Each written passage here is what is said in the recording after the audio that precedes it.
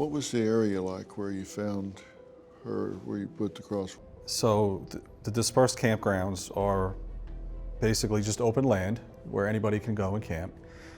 And where their van was basically alongside like a creek bed. And now it's just a little bit, a few tributary streams running through, but obviously in the springtime with the snow melt, it's much, much larger. So you have to cross over this creek bed, this rock area, and go through these tributaries. And then once you get on the other side, it's just some trees, sparsely placed throughout, and a lot of sagebrush, a lot of low brush. And it's actually on the borderline of the Bridger Teton National Forest, and it was about maybe 40 feet away from where the Grand Teton National Park starts.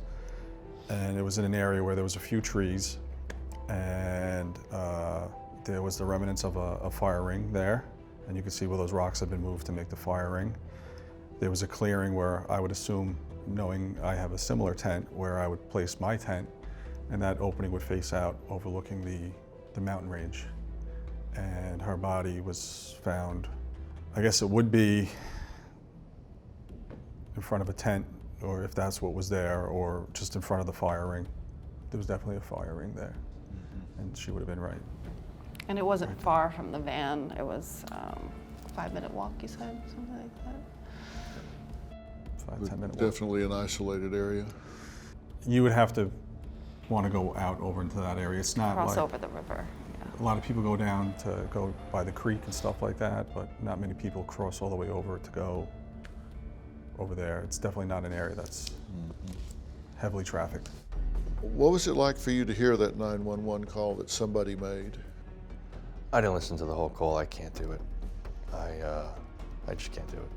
I was angry. Yeah. Because it didn't make any sense. We're driving by, and I'd like to report a domestic dispute. Florida with a white van, Florida license plate, white land, gentleman. Where's it at? 5-6 years. They just drove off. They're going down Main Street. They made a right onto Main Street from Moonflower. What were they doing? We drove by, and the gentleman was slapping the girl.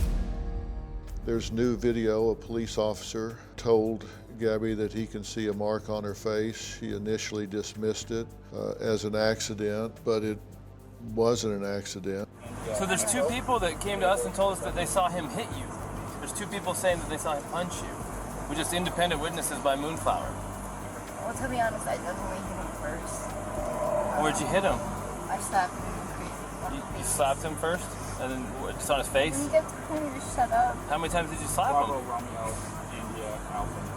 Just a couple. And then what? And then his reaction was to do what? I slap him. He just grabbed you? Yeah. Again, you can play what if and deconstruct a million different times in a million different ways, but all of these things can be learned from. I think this defund the police has been one of the most misunderstood things of all.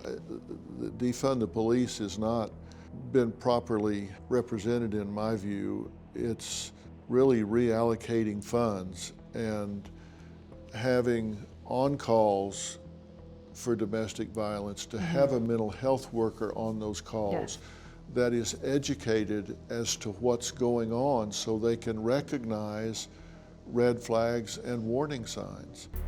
Did he hit you though? I mean, it's okay if you're saying you hit him, and then I understand if he hit you, but we want to know the truth if he actually hit you. Because I guess, yeah, but I hit him first. Where did he hit you? Don't worry, just be honest. He grabbed my face, I guess. He didn't hit me in the face, he didn't punch me in the face or anything. Did he slap your face or what? Well, he grabbed me with his nail, and I guess that's why I definitely have a cut right here, because I can feel it. Yeah. When I touch it, it burns. The video speaks loud and clear. It's very clear. One of the worst things you can do is to just separate them for 8 hours and then put them back together.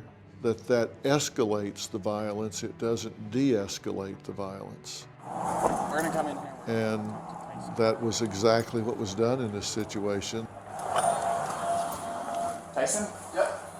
Officer Robbins, Phil called for me. This is Brian Laundrie. So he's gonna get you all set up with your hotel room. Do you have a story or a question for me? Click the link in the description and tell me what in the world is going on.